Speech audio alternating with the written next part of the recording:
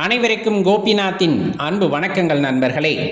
கார்த்திகை தீபம் ரொம்ப அற்புதமான ஒரு நன்னாள் அப்படின்னு சொன்னோம்னா இந்த நாளை சொல்லலாம்.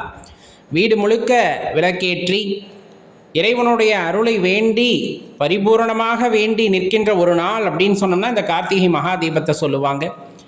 திருவண்ணாமலையில் அண்ணாமலையாரா எழுந்தருளிய அந்த திருநாளை நம்ம இந்த கார்த்திகை மகா தீபமாக கொண்டாடுறோம்.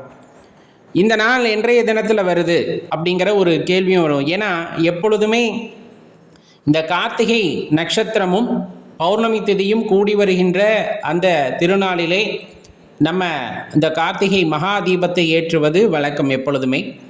இந்த ஆண்டு பார்த்திங்க அப்படின்னா 13ஆம் தேதி கார்த்திகை நட்சத்திரம் வருகிறது. அதாவது 13ஆம் தேதி காலை 6:50 பின் கார்த்திகை நட்சத்திரம் ஆரம்பித்து விடுகின்றது. ஆனால் பௌர்ணமி தேதி பார்த்திங்கன்னா 14ஆம் தேதி மாலை 4:16 மேலே தான் ஆரம்பிக்குது. அப்போ இந்த இரண்டும் இணையவில்லை அப்படிங்கும்போது முதன்மை பெறுவது அப்படிங்கிறது கார்த்திகை நட்சத்திரம். அந்த அடிப்படையிலே 13ஆம் தேதியே மலை மீது தீபம் ஏற்றுவார்கள் அப்படிங்கிறது அதிகாரப்பூர்வ அறிவிப்பும் கூட.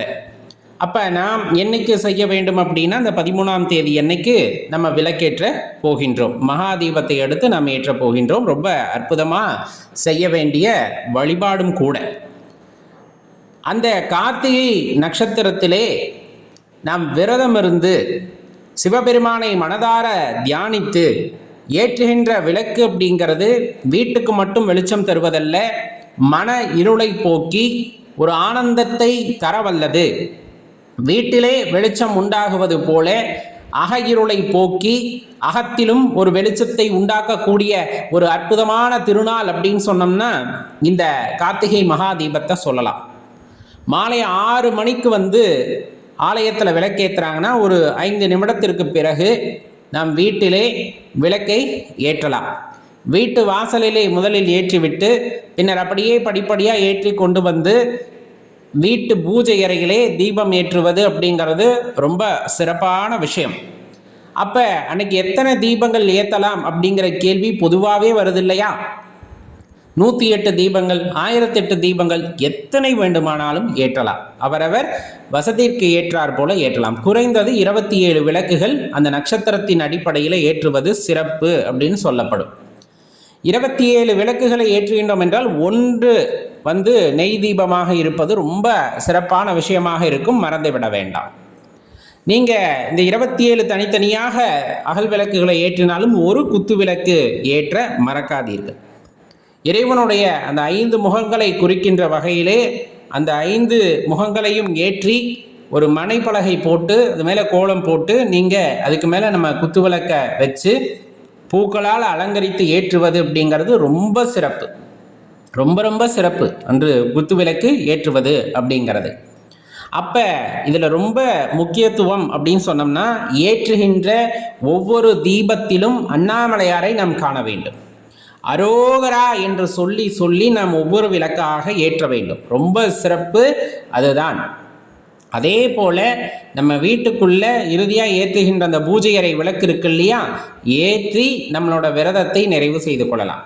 விரதம் அப்படின்னு சொல்லும்போது ஞாபகம் இருக்கணும் இல்லையா, நீங்கள் காலையில் இருந்து அந்த விளக்கேற்றும் வரையிலும் உபவாசமாக இருந்து அந்த உபவாசம் இருக்கின்ற நேரத்திலே சிவபெருமானை எண்ணிக்கொண்டு அவருடைய பாடல்களை பாடிக்கொண்டு மனதை தூய்மையாக வைத்து இந்த தீபத்தை ஏற்றுவது அப்படிங்கிறது ரொம்ப சிறப்பு, ரொம்ப ரொம்ப சிறப்பு.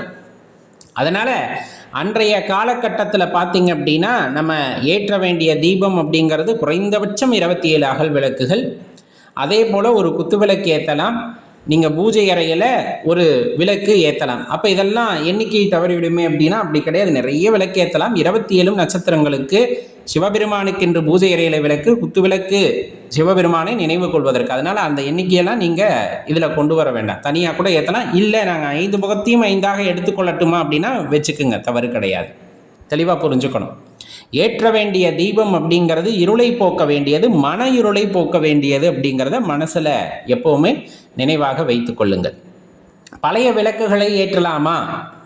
கண்டிப்பாக ஏற்றலாம், தப்பு கிடையாது. ஆனால் வருடம் குறிப்பிட்ட அளவாவது புது அகல் விளக்குகளை வாங்கி ஏற்றுவது ரொம்ப சிறப்பு. ஏன்னா நமக்கு தெரியும் இல்லையா, ஒரு விசேஷம் அப்படின்னா அந்த விசேஷத்தில் வந்துட்டு ஏதேனும் ஒரு புதுவிதமான அனுபவம் கிடைச்சது அப்படின்னா நல்லாயிருக்கும். அதே போல தான் நம்ம பழைய விளக்குகள் எண்ணிக்கைக்காக எடுத்துக்கொண்டாலுமே புதுசாக நீங்கள் அகல் விளக்கு வாங்கி ஏற்றுறீங்க அப்படின்னா அது ரொம்ப அற்புதமான மனநிலையை நமக்கு கொடுக்கும். ஏற்றும் போதே தெரியும் இந்த கறி படிஞ்சிருக்கு அப்படிங்கிறப்ப அது ஒரு மாதிரி ஒரு எண்ணத்தை உண்டாக்கும். அதே புதுசாக இருக்கும் போது நம்ம மனசு வந்துட்டு ரொம்ப சிறப்பானதாக உணரும்.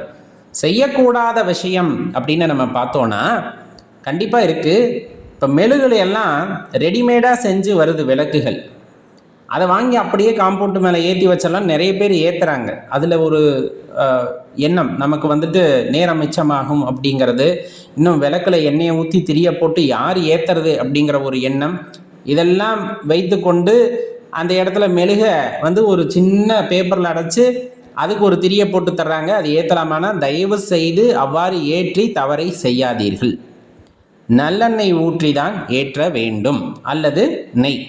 நெய் ரொம்ப விலை அதிகம் அப்படிங்கிறனால நல்லெண்ணெய் ஊற்றி ஏற்றலாம்.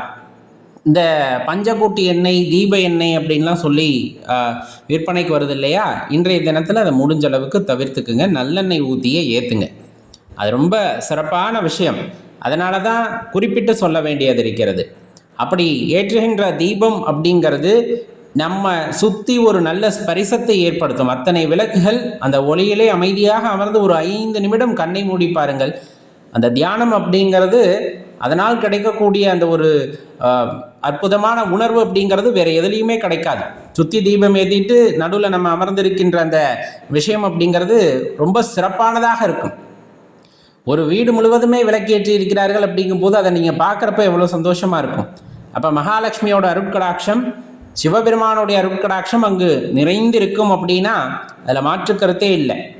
ஏற்றுகின்ற ஒவ்வொரு பொழுதும் அரோகரா அரோகரா என்று சொல்லிக்கொண்டு ஏற்றுவதின் தாற்பயமும் கூட ஒன்றே ஒன்றுதான். இந்த இடத்துல நம்ம சிவபெருமானையும் முருகப்பெருமானையும் பிரித்து பார்க்க முடியாது அப்படிங்கிற அந்த தாற்பயத்தை அதன் மூலமாக நம்ம உணர்ந்து கொள்ள வேண்டும்.